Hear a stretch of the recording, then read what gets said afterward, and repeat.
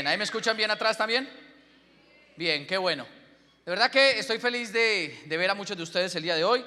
Y sobre todo estoy feliz de venir a hablar de emprendimiento, porque yo sé que la persona que lo invitó a usted le dijo que tenía que venir a una charla para que habláramos acerca de un proyecto de negocios que le podría cambiar la vida. Y yo sé que la persona que lo invitó quizás con la mera intención que yo le hable acerca de emprendimiento.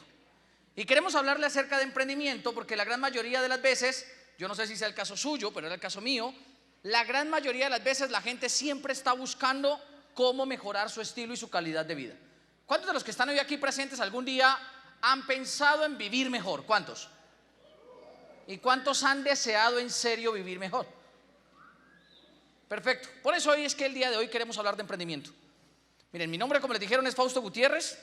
Actualmente tengo 29 años y me dedico a trabajar en el mundo del emprendimiento, sobre todo a manejar mi propio negocio después de haber ido a la universidad y de haber hecho una especialización, porque la gran mayoría de las veces, después de que yo fui a la universidad, comencé a sentirme insatisfecho por cosas que yo tenía que vivir cuando era empleado. ¿Cuántos de los que están acá hoy en día tienen un empleo o tienen un salario? ¿Cuántos? Perfecto. ¿Y cuántos vienen por primera vez a una conferencia como estas? Perfecto. Entonces de pronto usted se va a identificar conmigo en ciertas cosas. Miren, yo comencé a trabajar, yo soy de profesional en cultura física y deporte. Eso significa que estudié para hacer procesos formativos en el área del deporte. Y mi especialización es en el área del ejercicio físico para la salud. Eso significa que estudié para rehabilitar personas que tengan enfermedades crónicas degenerativas a través del ejercicio. Es decir, esas personas que se infartan, me las mandaban a mí, me decían, venga, que el man tiene que hacer. Dos, ahora sí, volví, ya, es de ahí para allá que no puedo pasar. Me mandaban la gente que se infartaba, la gente que le da hipertensión, la gente que le da diabetes, mellitus, todas las personas que tienen una enfermedad crónico-degenerativa, me la mandaban a mí para que yo les prescribiera el ejercicio y prácticamente desarrollar actividades ligadas con el ejercicio para mejorar la calidad de vida. Pero algún día, un día no muy lejano, digo yo, cuando tenía aproximadamente 19 años, dentro de mí comenzó a suceder muchas cosas y una de ellas fue que comencé a apasionarme con el tema del emprendimiento. Obviamente yo soy de esos muchachos que se apasionó con el emprendimiento porque en algún momento de mi vida, yo no sé cómo sea la vida de ustedes, pero en algún momento de mi vida me comenzó a hacer falta dinero. ¿A cuántos de los que están aquí algún día les ha hecho falta dinero? Y cuando el dinero les hace falta en pequeñas o en muchas cantidades. Miren, yo a los 19 años, a pesar de en ese momento estar yendo a la universidad, comencé a descubrir que a veces para la gente llegar a ser adulto representaba condenarse a una vida que no les gustaba vivir.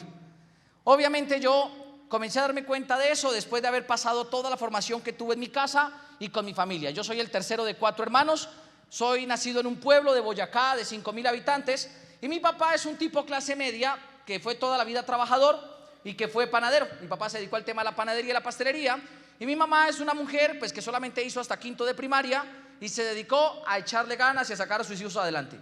Por ende yo nací en una casa donde siempre el sueño de mi papá y de mi mamá fue que nosotros saliéramos adelante. Y quizás mi papá y mi mamá, igual que su papá y su mamá, trabajaron durísimo para que sus hijos salieran adelante. Como yo soy el tercero de 4 hermanos, soy de esos hermanos que siempre creció a la velocidad del hermano mayor. Soy de esos hermanos que creció más con la responsabilidad de mi hermano mayor que con la responsabilidad de mis papás. Porque ya saben cómo funciona. Cuando uno es el tercero, crece diferente. Cuando el mayor es el mayor y se cae el mayor, el papá corre y lo levanta y le sacude la rodilla y le echa isodina y povidona, solución, y luego le echa la espuma, lo limpia y lo cura todo. Cuando es el segundo que nace en la familia, el niño se cae y normalmente el papá va y lo levanta y le dice, levántate campeón que tú puedes. Y cuando uno es el tercero le dicen, nadie se cayó, no me llora. Eso me llevó a ser una persona que siempre creció, digo yo, sin la lástima de mis papás. Mi papá y mi mamá ya no sentían lástima ni por el tercero, bueno, el cuarto sí, porque el cuarto es el Cuba. Y entonces yo crezco en una casa donde mi papá siempre le dijo a mi hermano mayor, usted se encarga de él. Y si algo él hace mal, lo castigo a usted. Entonces mi hermano mayor era de ese tipo que todo el tiempo estaba corrigiendo lo que yo hacía. Pero desde que yo era pequeño, mi papá a nosotros siempre nos dijo, yo lo que quiero es que ustedes estudien y se preparen para que vivan lo que nosotros no vivimos, para que tengan lo que nosotros no tuvimos, pero sobre todo para que lleguen a donde nosotros no llegamos. ¿A cuántos de ustedes sus papás les han deseado que usted llegue más lejos de lo que ellos llegaron? ¿A todos? Perfecto. Mis papás me lo decían todo el tiempo. Por eso mi papá y mi mamá se esforzaron por mandarnos a una escuela, por mandarnos a un colegio y obviamente por darnos todo. Pero cuando yo tenía 10 años, mi papá decide traernos del pueblo, nos deja en Bogotá y en Bogotá nos busca educación tradicional. Mi papá, un hombre de panaderías, tenía sus panaderías y después hizo un mal negocio y en 10 meses se quebró. Yo a los 10 años comencé a ver cómo era vivir en una familia quebrada y lo tuve que ver 4 veces porque se quebraron 4 veces. Ahora imagínense una cosa, ¿estar quebrado es duro, sí o no? Y que estar quebrado, quebrarse estando quebrado es más duro. Ahora imagínenselo 4 veces. Entonces yo de los 10 a los 18 años viví situaciones en mi casa que me comenzaron a hacer desear cambiar la historia de mi familia. Yo desde que tengo conciencia, desde los 10 años en adelante, comencé a desear montarme algo para volverme rico y que en mi casa no hiciera falta el dinero. Y obviamente, pues como yo desde los 10 años comencé a darme cuenta que el dinero no es que hiciera feliz a la gente, pero sí le condicionaba el estilo de vida, pues yo todo el tiempo le decía a mi mamá, mamá, ¿y por qué no nos volvemos ricos más fácil? ¿No es mejor que nos volvamos ricos en vez de andar pidiendo plata prestada? Y mi mamá tenía una manera pedagógica de enseñarme a no preguntarme, decía, no sea pendejo, cállese. ¿Sí? Y eso a mí me hacía como hacerme más preguntas. Yo todo el tiempo decía, ¿por qué la gente tiene que pasar problemas de plata? ¿Por qué la gente tiene que andar pidiéndole plata prestada a otros que les cobran intereses y este pide plata prestada es porque no la tiene? Entonces, ¿para qué pides? Igual sabe que no la va a poder pagar. Y comencé a cuestionarme por qué pasaban cosas en mi casa como que mi mamá tuviera la plata contada, como que mi papá dijera, apágueme esa luz que usted no sé qué paga el recibo. Y comencé, porque en mi casa habían cosas raras. Este era el hall, esta era la sala, y si uno pasaba del hall a la sala tenía que apagar así y prender. O sea, uno no podía dejar las 2 luces prendidas porque gritaba alguien del fondo, apágueme las luces. Y obviamente mi papá siempre fue un tipo que yo durante esos 8 años lo vi discutir por falta de dinero en la casa. Yo crecí en una casa donde constantemente las discusiones no se daban por falta de amor, sino por falta de dinero. Y eso a mí desde los 17, 18 años me comenzó a parecer incoherente. Y yo todo el tiempo entonces crecí siendo un muchacho que deseó volverse rico y ganar dinero. ¿Cuántos de los que están aquí algún día han deseado volverse ricos? ¿Y cuántos han deseado volverse enfermamente ricos? Es que es diferente. Levanta la mano el que algún día se ha sentido insatisfecho con algo que le toque hacer o con algo que le toque vivir. Bueno, estamos de acuerdo todos entonces. Y yo comencé a sentir eso y entonces fui a buscar a mi papá. Y le digo, papá, ¿qué pasa si uno no quiere seguir trabajando en la vida? Me dice, ¿y de qué va a vivir entonces? Le digo, no sé, me puedo volver youtuber o algo así. Le digo, no sé, papá, me puedo dedicar a viajar por el mundo, me puedo dedicar a hacer cualquier cosa. Y papá me dice, no, Fausto, yo no tuve un hijo para que se volviera un vago. Siga trabajando, me hace el favor. Y yo comencé a seguir trabajando, pero seguí frustrado. Cuando tenía 20 años, me hago papá. Y me dice, papá, ustedes saben cómo, ¿verdad? Comencé a salir con alguien, quedó embarazada en 15 días y me dice papá. Tenía 20 años y a los 20 años, pues cuando uno se hace papá, uno se da cuenta de lo inevitable. Los hijos consumen dinero, punto. Los que son papás, ¿consumen mucho o consumen poco? Un montón, ¿no? Mira, el señor se está cogiendo la frente y dice, no me acuerdo. Sí, se está acordando que le tocó pagar la matrícula, los útiles, los uniformes. Y yo cuando me hice papá, comencé a darme cuenta que uno necesitaba más plata. Y obviamente eso me siguió hartando, me siguió volviendo inconforme. Cuando me seguí volviendo inconforme, entonces un día me di cuenta que como no me alcanzaba la plata, por más inconforme que estuviera, si yo no hacía algo más, pues la vida no iba a cambiar. Me alcanzaba la voz para quejarme, pero no para hacer algo diferente. Y entonces un día le dije a mi papá, papá, estoy mamado. Y me dijo, pues busques otro empleo si es que le sobra tiempo. Y entonces yo era profesor de 7 a 4 de la tarde, de 7 de la mañana a 4 de la tarde, y me fui a trabajar a un gimnasio de 5 de la tarde a 10 de la noche. Y me conseguí un segundo empleo, evidentemente entró más plata a la cuenta, y entraba más plata, pero yo seguía sintiéndome insatisfecho. Porque a pesar de que entraba más plata, pues entraba más para pagar más a la niña, en los gastos de la niña. Luego de eso la niña sigue creciendo un poquitico más, me doy cuenta pues evidentemente que el dinero no me alcanza, y entonces le digo a mi papá, papá, y si la plata no le alcanza a uno, y me dice, pero trabaje más, busques otro empleo. Le digo, papá, pero llevo trabajando de lunes a viernes de 7 de la mañana a 10 de la noche. Me dice, mi hijo, le quedan libres los sábados y los domingos, haga algo, sea productivo. Y me meto a dictar clases de natación 12 horas, sábados y domingos, de 6 de la mañana a 6 de la tarde, todos los días, bueno, sábados y domingos. Me la pasaba remojado en una piscina. ¿Cuántos se han metido al agua y se les arrugan los dedos? Pues después de 12 horas se le arruga el alma a uno. Salía yo así. 12 horas. Y a los 21 años se siguió llenando la copa donde me hartaba. Pero definitivamente hubo cosas que me llevaron a sentirme más insatisfecho. Una de ellas fue cuando me enfermé un día y me di cuenta cómo funcionaba el sistema de salud. Un día me dio un dolor aquí bajito, llegué a la casa y le dije, mamá, me duele acá. Me dijo, le voy a preparar una agüita. Porque por alguna razón las mamás en Colombia todo lo curan con aguas. Me preparó un agua, no sé de qué todavía. Me la tomé y a las 11 de la noche esta vaina me dolía más. Y le dije, mamá, ya no puedo más, me voy a morir. Y me dijo, no me venga a llorar, que a usted le deben pagar una EPS. Le dije, yo no sé qué me pagan, pero tengo esto. Y le muestro un carnet y me dice, váyase para la clínica. Me voy para una clínica que quedaba cerca de la casa de mi mamá. Llego allá y le digo a la enfermera, señorita, hágame un favor, me estoy muriendo. Me dice, ¿usted tiene Sisbén prepagada o EPS? Le digo, tengo un carnet. Lo mira y dice, EPS, haga la fila detrás del último. Le digo, pero me estoy muriendo. Y dice, todos están muriendo, señor. Y me voy para atrás, me hago en la fila. Mira, las filas son tan largas que usted se entera de que se está muriendo el que está enfrente. ¿Y a usted qué le pasó? 3 puñaladas. ¿Y a usted? No, la pasa. Y entonces, claro, gracias. Me di cuenta de algo. Cuando un ser humano se encuentra insatisfecho, se pone curioso. Y yo en medio de tanta curiosidad comencé a decirme a mí mismo, tenemos que buscar algo. Hay que buscar algo, hay que buscar algo, hay que buscar algo, hay que buscar algo. Y yo veía a Sarita, que es mi hija, y yo decía, pues pucha, o sea, yo tengo que hacer algo para que Sara viva diferente. Porque si no hacía nada, Sara iba a repetir la historia mía. Y entonces yo comencé a buscar gente que tuviera hijos de mediana edad. Y yo le preguntaba a la gente y me di cuenta que los hijos de mediana edad repetían la historia de los papás. O sea, también iban a un colegio, también iban a una universidad, también buscaban un empleo y también se dedicaban a tratar de sobrevivir igual que estaban los papás. Lo más curioso pasó cuando comencé a encontrar gente de 50 años que todavía trabajaba, con hijos de 30 años que todavía trabajaba, que tenían hijos de 10 años que los estaban formando para irse a trabajar. Y yo dije, no puede ser que esto no se acabe nunca. Y me puse curioso, porque yo realmente me había sentido que me había mamado de todo. Mamado, o sea, yo decía, no puede ser, me mamé. Y escribí en Google, ¿qué hace uno cuando se mama? Descubrí que no es lo mismo en Colombia que en todo lado, entonces me tocó cambiarlo. ¿Qué hace uno cuando uno se harta? Y muchos de los resultados decían, hay que emprender. Miren, de hecho esa búsqueda me arrojaba millones de resultados relacionados con el tema del emprendimiento. En ese momento de mi vida yo comencé a buscar información acerca del emprendimiento, porque esa curiosidad me llevó a encontrar información que me terminó cambiando la vida para siempre. El hecho de que yo me diera cuenta que el emprendimiento lo sacaba a uno de las cosas que uno no aguantaba, me comenzó a abrir los ojos y yo comencé a decir, oiga, pero ¿qué es? ¿Cómo es todo el tema del emprendimiento? Y me comencé a dar cuenta pues que prácticamente era estar dispuesto a iniciar algo propio de manera diferente que me produjera más dinero. Y me puse a buscar historias de gente emprendedora y me encontré con historias que me terminaron por fascinar y por prácticamente decirme, pues yo me voy a volver un emprendedor. A la madre de la profesión, me voy a volver un emprendedor. Una de las primeras cosas que yo comencé a encontrar fue un libro que me encanta que se llama Mi primer millón.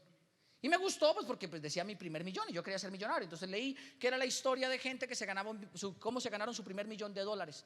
Y me encuentro la historia del tipo que funda KFC, del general Sanders. Y me encuentro la historia de un tipo pues que vendiendo pollo se gana $1.000.000. Yo digo, está buenísimo, me lo pongo a leer. Y dice que el tipo tuvo que tragarse el pollo solo más de 1000 veces. O sea, el tipo sí se ganó $1.000.000 a los 65 años. Pero antes, para que le funcionara, se tuvo que tragar 1000 veces su receta de pollo. Y entendí el primer principio del emprendimiento. Se requiere constancia. Y se requiere estar dispuesto a fracasar y volverlo a intentar. Y eso me quedó claro con esa historia. Porque yo me acuerdo que yo tenía 20 años y me puse a pensar, juepucha, si a mí me rechazaran 1000 veces el pollo. Imagínese lo frustrante que debe ser. Usted prepara una receta de pollo, va y la ofrece y le dicen, está desastroso. Y usted por la noche llega y se lo tiene que comer usted mismo. Comerse su fracaso 1000 veces. ¿Y si fuera vegetariano? Pero luego de eso me encuentro el libro de otro tipo, la historia de otro tipo, que era la de Ray Kroc, que era el fundador de McDonald's, y esa me gustó más. Porque hablaban de cómo ese tipo, sin ser dueño de la receta de las hamburguesas, se monta un negocio basado en hamburguesas, pero que lo más importante era que tenía franquicias alrededor del mundo y que todo lo había hecho basado en su poder de mentalidad empresarial. Y entendí otra cosa, los emprendedores tienen mentalidad empresarial. Y como me di cuenta que para emprender uno necesitaba constancia y mentalidad empresarial, comencé a evaluar qué tan constante y qué tanta mentalidad empresarial yo tenía. Y cuando me di cuenta de eso, yo dije, bueno, pucha, me faltan montones. Para emprender, número uno, yo tenía que ser constante. Número dos, yo tenía que tener mentalidad empresarial. Y número tres, tenía que estar dispuesto a correr un riesgo. Y yo me evalué y yo dije, pues yo mentalidad empresarial no tengo, dispuesto a correr riesgos tampoco, me da miedo muchas cosas. Pero lo que más me impactó del tema del emprendimiento fue encontrar una literatura que decía que el emprendimiento era entrenable y que la capacidad de desarrollar mentalidad empresarial era entrenable. Y me puse a entrenarme la mentalidad empresarial. De hecho, me dediqué a entrenarme la mentalidad empresarial. Me puse a leer historias de gente que fuera exitosa en Colombia y en el mundo, de emprendedores exitosos. Y me comencé a aficionar a leer historias de emprendedores exitosos. Después a mis manos cae un libro de los nuevos profesionales, que se llama Los Nuevos Profesionales, que era un profesor de la Universidad de Harvard que hacía un análisis y un estudio, y se dio cuenta que había gente que, siendo profesional, a pesar de tener una profesión, migraban a hacer actividades paralelas para producir más dinero y lograban riqueza. Y yo dije, yo soy profesional y estoy buscando migrar a otra vaina, yo soy un nuevo profesional. Y entonces mi papá me decía, ¿y usted entonces a qué se piensa dedicar? Papá, voy a ser un nuevo profesional. Me decía, ¿qué es eso? Papá, tiene que leerse un libro. Me leo ese libro y me impacta. Y sigo leyendo y encuentro un libro que se llama Capitalismo Solidario. Y pues obviamente, pues encontrar un libro que se llame Capitalismo Solidario, eso suena raro, ¿no? Porque sería como leer un libro que diga como Trump con mentalidad de Maduro. O sea, sonaba raro. Me llamó la atención, era por lo raro que sonaba, no por lo que yo estaba buscando. Y cuando me pongo a leer, me doy cuenta y descubro un concepto de negocios que prácticamente podía cambiar el mundo. Y me doy cuenta que había un concepto de negocios donde una pareja de amigos decían, vea, nosotros nos vamos a inventar un modelo de negocios donde produzcamos dinero mucha gente y nos repartamos la plata de manera equitativa dependiendo del trabajo que cada uno haya puesto. Producimos mucha plata, si usted trabajó poquito, gana poquito, si usted trabajó mucho, gana mucho. Yo dije, sí, es capitalismo y es solidario porque nos ayudamos, me encanta. Y me pongo a buscar más del capitalismo solidario y me doy cuenta que era un modelo de negocios que había surgido por allá en el año 1959 y que prácticamente ya funcionaba en más de 100 países alrededor del mundo. Y yo digo, ¿y por qué a Moniquirá, Boyacá nadie llegó con esto? O sea, si esto puede cambiar la economía del mundo, alguien debería hablar a la gente acerca del capitalismo solidario. Claro, hay que entender, yo venía harto de mi realidad económica, venía harto de tener deudas, harto de tener EPS, harto de tener la pensión esa, harto de tener muchas cosas, y apareció ese libro del Capitalismo Solidario en las manos. Me pongo a buscar quiénes eran esos tipos y me encuentro con dos nombres, un tipo que se llamaba Rick DeVos y otro que se llamaba Jay Van Andel. Los dos, muy amigos, se habían montado ese modelo de negocios y yo dije, pues yo quiero ver quiénes son esos tipos. Y cuando me pongo a leer acerca de Rick DeVos y Jay Van Andel, me doy cuenta que ellos estaban en la lista de la revista Forbes dentro de los 50 más ricos en Estados Unidos. Es más, sigo leyendo y me doy cuenta que Rick DeVos y Jay Van Andel eran dueños de un hospital pediátrico infantil y eran los dueños de un equipo de baloncesto que se llaman los Orlando Magic. ¿Cuántos de ustedes creen que tener un equipo de baloncesto jugando en la NBA es caro? ¿Cuánto billete cree que cuesta eso? Un jurgo, montonones. Y yo me doy cuenta de eso y yo digo, estos manes tienen mucho billete, pero mucho billete. Y entonces yo me puse a buscar más información y llegué a un concepto de negocio. Miren, llegué a descubrir un proyecto empresarial que me cambió la vida. Y de hecho, hoy quiero que hablemos de eso. Quiero hablarle de eso. Porque yo sé que quizás usted, igual que yo, puede que esté buscando algo. Para saber si le va a interesar lo que le voy a contar, solamente necesito que usted se responda a usted mismo. Y si me ayuda, me la responda a mí unas preguntas. Usted no me responda sí o no.